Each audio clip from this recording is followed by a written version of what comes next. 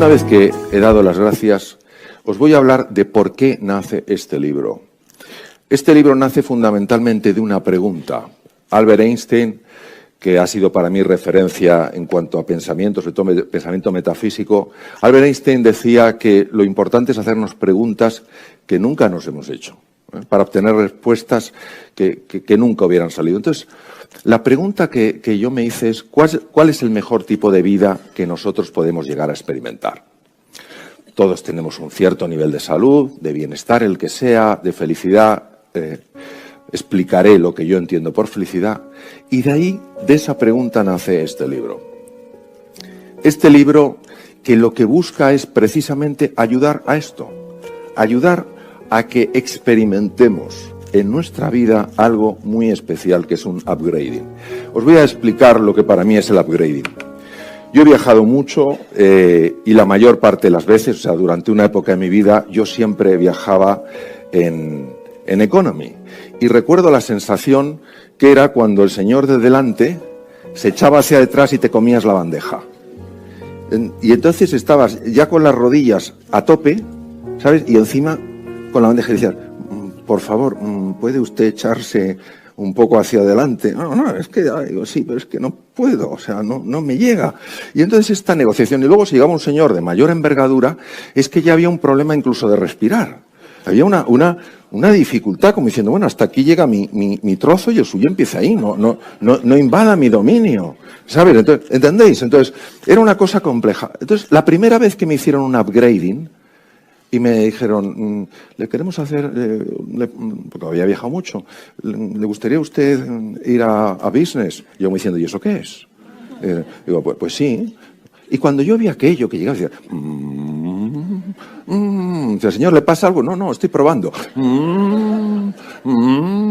Y claro, y una cosa, y ya podía ver una persona de gran envergadura a tu derecha, que era que no te molestaba, y luego sacabas la mesa y ponía el mental. Y dije, esto es otra cosa. Esto es otra cosa. Pues lo que yo quisiera proponeros en este libro es un upgrading en las siguientes dimensiones. Salud. Salud física y salud mental. Prosperidad económica. Bienestar como sensación de estar a gusto con tu vida. Y felicidad como sensación de estar a gusto con la vida. Y por eso es por lo que he dividido el libro en una serie de secciones, en una serie de dimensiones para explorar esto. Vamos a ver. Os voy a pedir a los que no os importe levantaros, que os pongáis de pie. Muy bien. Elegir un dedo, índice, mano derecha o mano izquierda, y señalar dónde pensáis que está la estrella polar. Bien. Dar una vuelta, mirar. Cada uno ve la estrella polar en un sitio. Ve a mi buena amiga Marisa diciendo, así no me equivoco, en algún sitio estará. Bien, nos podemos sentar. Queridos, la estrella polar está donde está. ¿A que sí? Independientemente de donde nosotros pensemos que está. ¿Cuántas veces nos peleamos para intentar imponer a los demás dónde está la estrella polar? ¿Qué significa? Temas de salud, temas de bienestar, temas de felicidad. ¿Qué confusión hay en el mundo? Cuando tú tengas esto serás feliz y luego resulta que llegan donde se supone que estaba la estrella feliz y no son felices. Pues basado en esto he querido construir un libro que sea ambicioso, que no avaricioso. ¿Qué quiero decir? Que sea muy claro en sus propuestas, pero que para nada diga que son las únicas que existen. ¿Vale? Es decir, esto es un camino como puede haber otros. Por tanto, el libro lo único que hace es señalar con un dedo hacia donde podría estar la estrella polar, donde podrías tener esa vivencia profunda de un nivel distinto de salud, de bienestar, de prosperidad y de felicidad.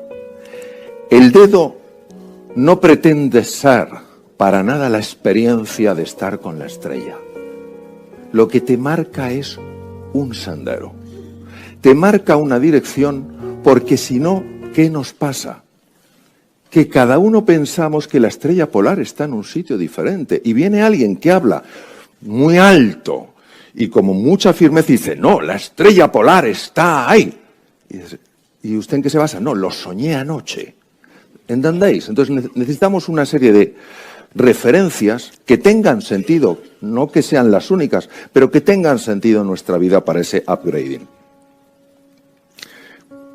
Por tanto, el mapa ha de mostrarnos cómo navegar en un terreno incierto con la ambición, el anhelo, no la avaricia, la ambición, el anhelo, no solo de generar salud, bienestar, prosperidad y felicidad para nosotros, sino para los demás.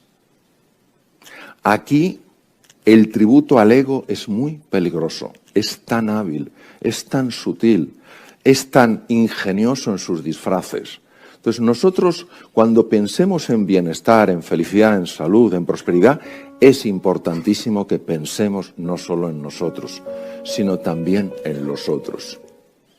Que abramos esa mente y sobre todo que abramos ese corazón. Y para poderse fajar, para poderse entrenar en este camino, necesitamos entender que es como si fuéramos por una cordillera. Tuve la ocasión de conocer en México a Michael Phelps, el mejor nadador de la historia. Sabéis que nadie tiene más medallas olímpicas que él, es un hombre encantador. Bueno, es como un armario ropero, o sea, yo me puse al lado de él, estuve hablando con él, y la verdad es que Yoda era un gigante al lado de cómo yo me veía, un hombre que tiene como un 50 y pico de zapato y tal. Y él hablaba de lo duro a veces que es conseguir las cosas. Entonces, hoy en día que parece que la cultura del esfuerzo no sirve, aquí tenemos a mi querido amigo Richard Vaughan, el día pasado estaba hablando con él, le decía, claro, dice, parece mentira que hoy en día, digamos, aprenda usted inglés como un nativo y mientras duerme. Esto es como una cosa espectacular, ¿eh? Pero es que mordemos el cebo, porque queremos seguir creyendo que este camino es un camino fácil y es un camino para héroes y para heroínas. Lo que pasa es que yo delante de mis ojos solo estoy viendo héroes y heroínas. Y por tanto es un camino para todos los que estáis aquí. Es un camino para desplegar nuestra realidad y alcanzar nuestra plenitud. Y es verdad que nos sentimos muy pequeñitos. Nos vemos como esa pequeña figura, que algunos la veréis, y con ilusión, con paciencia, que no es el aguantarse, sino el adaptarse al ritmo natural de las cosas, con compromiso, que solo significa levantarte una vez más de las que te caes, y con esas personas, con ese espíritu, esas personas que se mueven sabiendo que van a llegar, vamos avanzando poco a poco, a veces subimos, a veces bajamos, a veces subimos, a veces bajamos, hasta que verdaderamente esa estrella, que en el fondo está dentro de cada uno de nosotros, brilla con especial intensidad. Este camino, y por tanto así lo escribo en el libro, está basado en unos principios y está basado en unos valores. Lo que ocurre es que los principios son muchas veces tremendamente contraintuitivos. Tremendamente contraintuitivos. No es que no sean lógicos, es que van en completa oposición, están en completa oposición con condicionamientos mentales previos que tenemos y que nos hacen pensar, nos hacen creer que si basamos nuestra vida en una serie de principios y apostamos por una serie de valores, vamos a tener problemas. Y no es así, es todo lo contrario, pero la alucinación óptica está tan bien tejida que damos más valor al espejismo que a la realidad. ¿Y cuál es la principal dificultad de estos principios? La tremenda resistencia que ponemos a algo que para una razón no ampliada no tiene sentido. Por ejemplo, la generosidad desde el condicionamiento mental que tenemos, no tiene sentido. Daros cuenta con qué facilidad, cuando uno hace un acto que considera que es generoso y no recibe respuesta, daros cuenta con qué frecuencia cerramos el corazón. ¿Qué pasa cuando hay personas que son generosas? Porque es su forma de ser y de estar en el mundo. ¿Realmente la realidad les dice, ¿eres tonto, eres tonta o no? Yo creo que no. Lo que me haría muchísima ilusión es que entendiéramos que hay una forma, hay un camino para ir cerrando ese gap, es esa brecha, esa hendidura que hay entre quiénes estamos siendo y quiénes estamos llamados a ser. Y estamos llamados a ser quien somos en realidad, floreciendo y alcanzando nuestra plenitud. No tiene sentido vivir nuestra vida asustados, desesperanzados, con sensación de impotencia. Qué importante es, como decía mi queridísima amiga María Villota, entender que la vida es un regalo. Pero ¿cuántas veces no la vivimos como si fuera una penalidad, un sufrimiento? Bueno, ¿de dónde procede este gap? Primero, de nuestra visión tan limitada de las cosas. La arrogancia humana, la soberbia humana, se basa en creer que lo que veo yo es lo que es. Y por tanto me cierro a cualquier otra cosa. Estamos tan convencidos de que lo que nuestros sentidos marcan es la única realidad, que el resto nos molesta. Lo que se sale de ellos nos molesta. Lo suprasensorial, lo trascendental. Eso nos parece una cosa extraña, nos parece poco creíble. En segundo lugar, nuestra obsesión por tener siempre la razón. Siempre la razón. Yo tengo la razón. ¿Por qué? Porque tengo más años, porque tengo más conocimientos, porque tengo más experiencia, o sea, nuestra obsesión por tener siempre la razón. Y no nos damos cuenta que esto no es que sea bueno o malo, es un condicionamiento mental y daña mucho las relaciones humanas. En tercer lugar, la desconexión de nuestro cuerpo. Es impresionante el nivel de desconexión que tenemos con el cuerpo. Esto es muy difícil de explicar con palabras. Yo he tenido experiencias profundas de reconexión con el cuerpo. Y es que tenemos la sensación de que el cuerpo es una máquina. Eso sí, compleja, pero es una máquina. El cuerpo tiene una inteligencia tan enorme. Yo me acuerdo una vez, fijaros, iba a operar, yo he hecho mucha cirugía endocrina, que es cirugía de tiroides, etc. Y yo iba a operar un bocio, un tiroides, a grandotiroides muy grande, pero es que este era el tiroides más grande que yo había operado nunca. Era tan grande que se metía por el cuello y se apoyaba sobre el corazón, sobre las tres chimeneas, los tres grandes vasos que salen del callao de la aorta. O sea, era una cosa tremenda. Y yo había hecho mucha cirugía de tiroides, pero aún así dije, madre mía, esto, de tal manera que teníamos preparado incluso para hacer una esternotomía, en fin, para si teníamos que liberar desde la parte torácica. Pero yo me acuerdo que aquella noche, siempre, lógicamente, me preparaba las intervenciones, por bien que me conocía anatomía, me la volvía a estudiar, pero aquella noche, recuerdo, previo a la intervención del día siguiente, yo estuve visualizando la intervención del tiroides. Las estuve viendo, las estuve imaginando, las estuve tal cual. Llegó el día de la intervención y recuerdo perfectamente la sensación tan sorprendente de ver como que las manos se movían solas, como que yo no las dirigía desde la cabeza. O sea, era una cosa, era una fluidez, era una precisión en el movimiento que dije yo, lo miraba con sorpresa y gratitud. Entre unas cosas y otras, no hubo que abrir el externo, salió perfectamente, la operación fue muy bien. Es decir, hay muchas fuerzas dentro de nosotros a las cuales no les damos ni una oportunidad de que afloren. Ni una oportunidad. Queremos meter cabeza en todo, queremos meter razón en todo, queremos meter conocimiento en todo y no nos fiamos de una sabiduría natural que hay en el ser humano. El siguiente es la falta de control sobre nuestra mente. Esto es difícil de creer.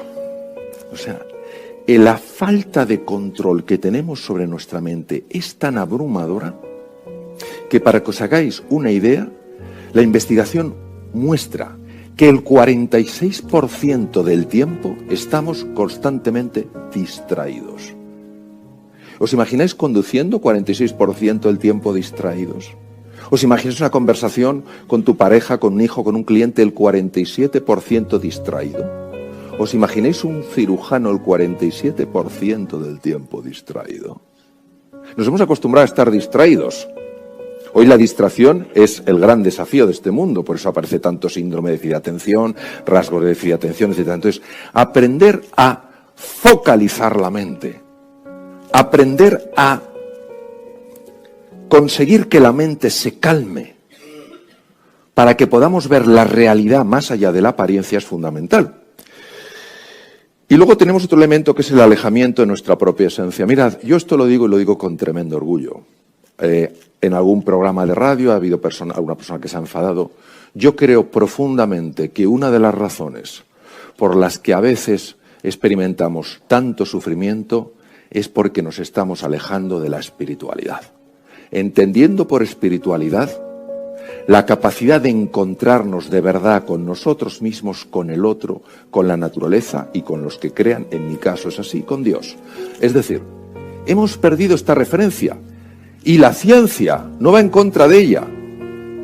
Pensar que mi amor por mi familia, por mis amigos, se puede explicar exclusivamente con un movimiento de neurotransmisores y una activación de ciertos centros cerebrales. No digo que es una explicación o un tema falso. Es profundamente incompleto. Claro que hay movimiento de neurotransmisores. Claro que el núcleo accumbens empieza a segregar unas sustancias. Claro que el pálido ventral empieza a liberar unos neurotransmisores. Claro que sí, pero hay más cosas que pasan. Hay más cosas que pasan. Y cuando yo hablo con una persona, no estoy hablando solo con una maquinaria compleja. Estoy hablando con un ser que es sagrado. Y cuando yo me acerco a la naturaleza, no estoy sencillamente ante un objeto masivo que puedo utilizar a mi capricho. Estoy delante de algo que es sagrado y por tanto lo tengo que tratar con afecto. Esto no te implica para nada que tengas que abrazar ningún credo, ningún dogma, pero podemos vivir la vida con un sentido de la trascendencia, no solo encerrados en nuestro pequeño yo.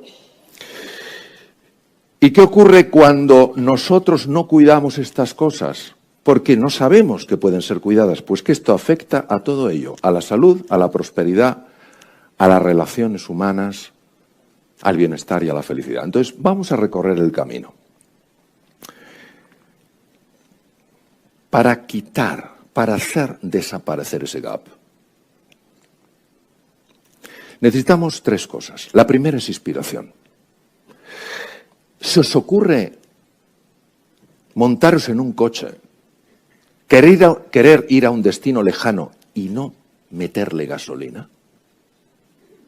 Queremos hacer las cosas sin inspiración. Y cuando hablamos de inspiración, hablamos de algo que te estremece en las entrañas. Un proyecto tan apasionante, tan ilusionante, tan motivador, que dices, esto lo quiero en mi vida. Y si no hay inspiración, no puede haber fuerza. Eso es lo primero, tener un qué y un por qué que a ti te conmueva. Hoy sabemos que hay tres cerebros, pero esto ya es incuestionable desde el punto de vista de la ciencia. El cerebro intracraneal, todos le conocemos, el corazón y el tubo digestivo. El tubo digestivo es un cerebro y funciona como un cerebro, realmente funciona como un cerebro. Muchas de nuestras intuiciones más profundas vienen de ahí. Muchas enfermedades degenerativas del sistema nervioso central se podrían prevenir o por lo menos aminorar en su impacto cuidando mejor el tubo digestivo. Entonces, lo primero es la inspiración. Por eso hay que leer cosas que nos inspiren. Hay que acercarse a personas que nos inspiren, no a personas que nos chupan la energía.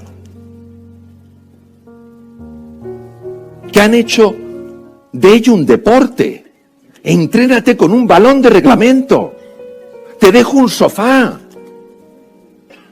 Pero no me utilices a mí para drenarme de energía. Yo necesito esa energía por las mañanas para moverme con entusiasmo, con pasión.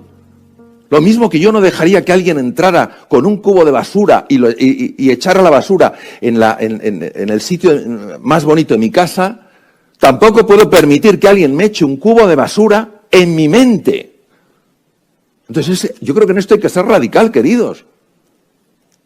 Aparece el vampiro emocional, vampiro, yo me piro. Yo me piro.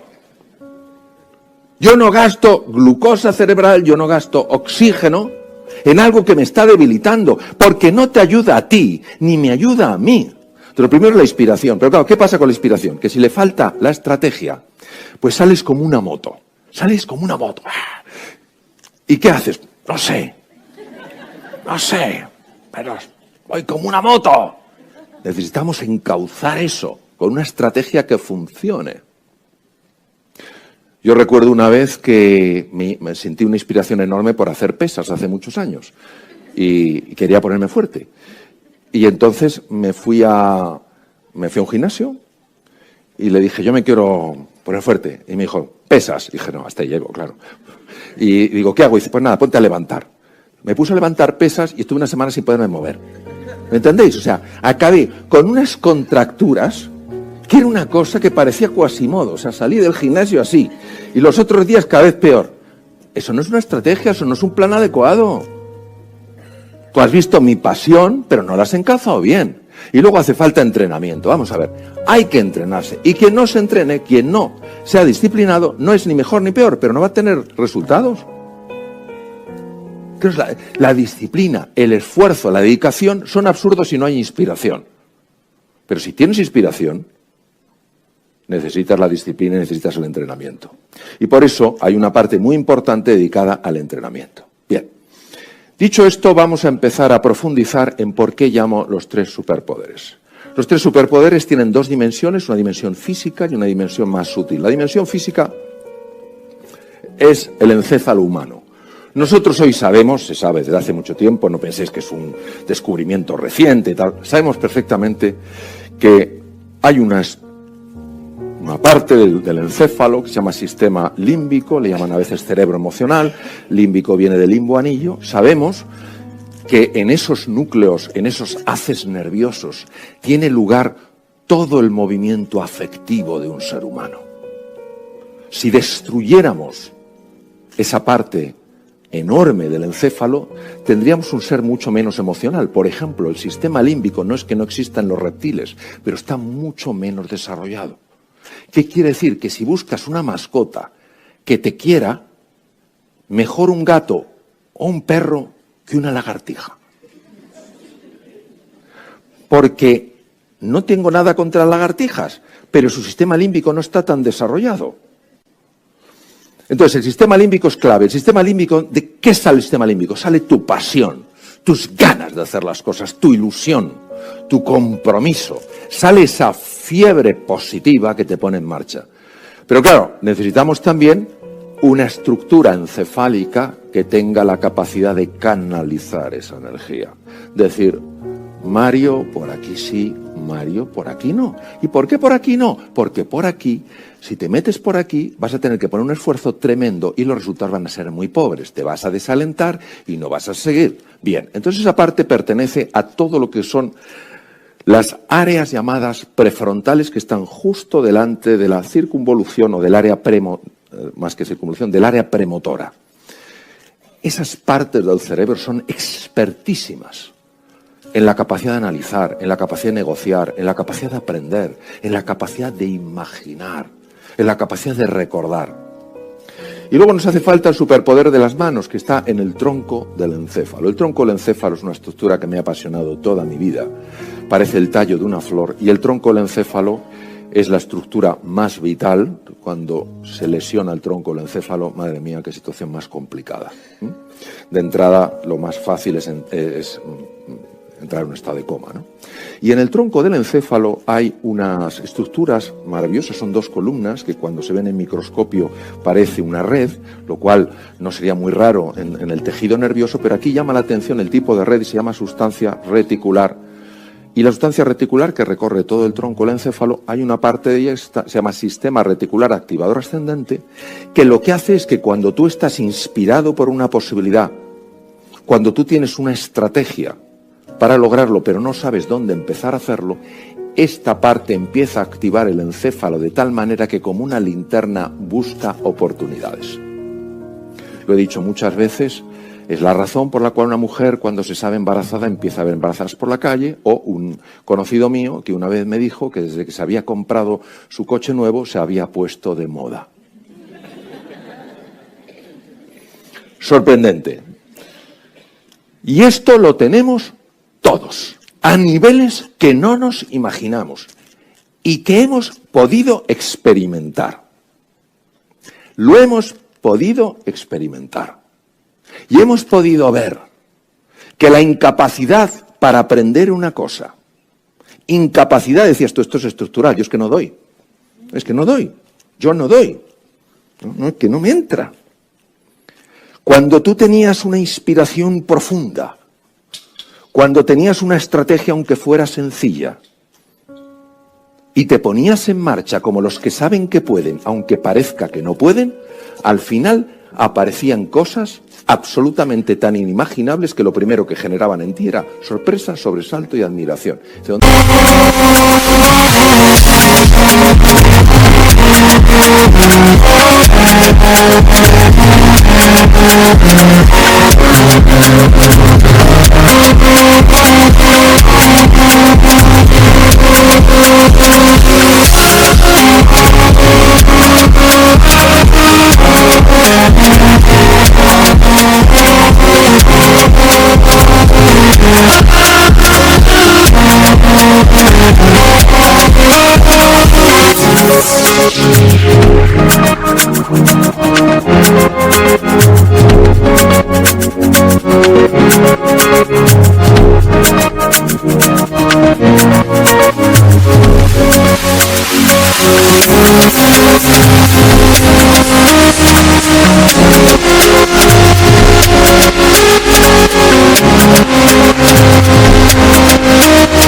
Estaba esto que yo no lo conocía.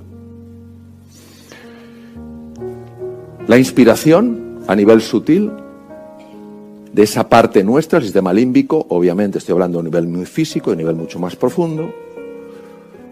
La estrategia de toda la parte de esa cognición de esas áreas prefrontales y la acción en esas manos de la capacidad de ver dónde puedes actuar.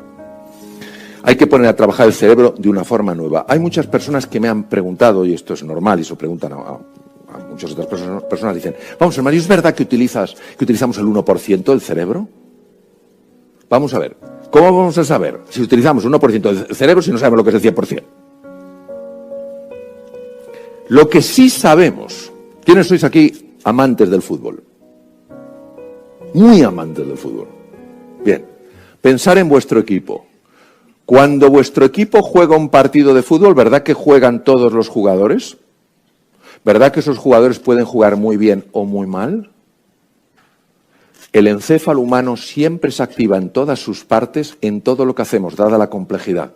Pero puede jugar de una forma o puede jugar de otra. Si se activan los núcleos amigdalinos, cuando no se tienen que activar, el jugador delantero, que es el área prefrontal, no sabe ni dónde está la bola. Cuando una persona se levanta y está pensando en todo lo malo que le va a ocurrir y todas las bofetadas que le van a caer, le caen de todas partes. Porque su sistema reticular activador ascendente busca ocasiones donde lo más probable es que te caiga una bofetada. Entonces nosotros lo que necesitamos es aprender a hacer que esa maravilla, esos 100.000 millones de neuronas, 100.000 billones de conexiones, donde cada neurona se conecta con 10.000, o en el caso de las neuronas de Purkinje del cerebelo, hasta con 250.000 diferentes, jueguen como un equipo. Y así puedes conseguir que el que parece un estudiante torpe sea un estudiante extraordinario. Y el que parezca una persona sin recursos sea una persona que sorprenda por sus tremendos recursos. Y no estamos hablando porque queramos pensar esto, es que sabemos que esto es así. Pongo el ejemplo, esto lo he sacado del libro, pongo el ejemplo de una presa. O sea, ¿qué movimiento de aspas va a haber si no cae el agua? Pero si cae el agua y no hay aspas que se muevan, ¿cómo se va a generar la corriente eléctrica? Pues lo que tenemos que hacer es eso, activar esas potencias.